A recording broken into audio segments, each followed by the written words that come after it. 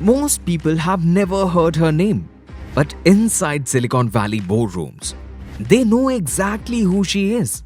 Because one woman now is powerful enough to shake trillion-dollar empires like Amazon, Meta, and Microsoft without writing a single line of code. Her weapon is not a startup. Her weapon is the law. And she is using it to wage a silent war against the most powerful companies in human history.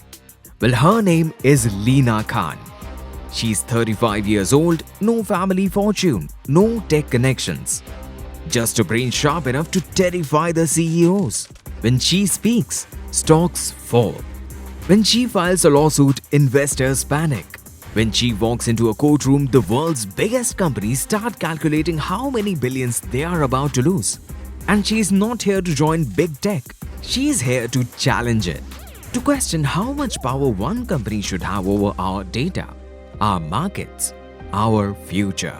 Stay till the end, because the way this woman rewrote the rules of power might decide who controls the next decade of technology.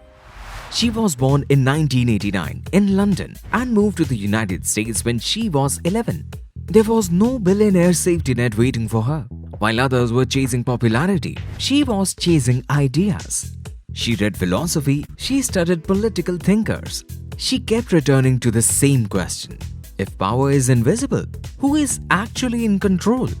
That question would later define her life. Years later, at Yale Law School, she wrote a paper that would shake the foundations of big tech.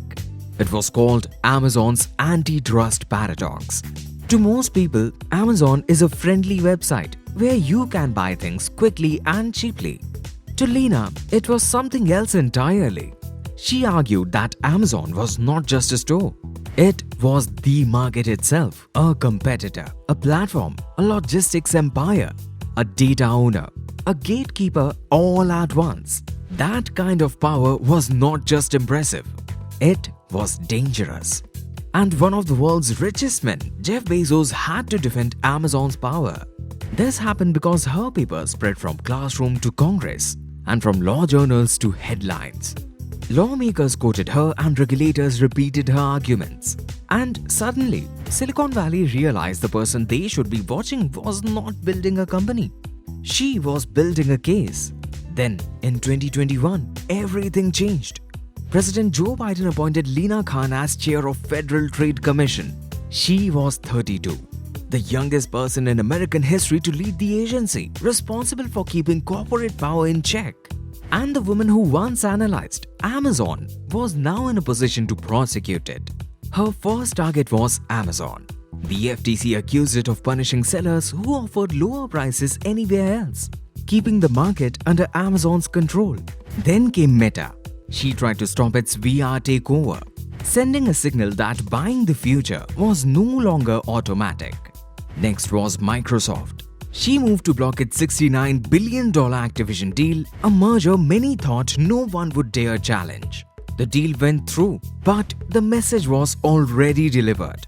The age of easy approvals was over. But power never surrenders quietly. Lobbyists spent millions to discredit her. Corporate lawyers mocked her inexperience. Lina didn't win every case, but every trial, every hearing, every public challenge began rewriting the expectations of what was possible. Well, her mission is not about destroying Amazon, Meta, or Microsoft. It's about rewriting the rules of the digital world before those companies write them for us. She believes the future should not belong to one marketplace, one platform, one algorithm, or $1 trillion corporation. It should belong to competition, to choice, to the people who live inside the system, not the companies that own them. And whether you agree with her or not, one thing is true. For the first time in a long time, the giants are being questioned. Not by another app, not by a rival billionaire, but by a woman with a pen, a strategy, and a belief that even the biggest empire can be challenged. Lina Khan is not the end of big tech. She is the beginning of accountability. If she wins, the next generation of technology may be more open, fairer, and more human. If she loses, the world will run on systems owned by a handful of companies with more power than governments. And if you're building something bold and you need the right funding and mentorship, connect with us at Exitfund.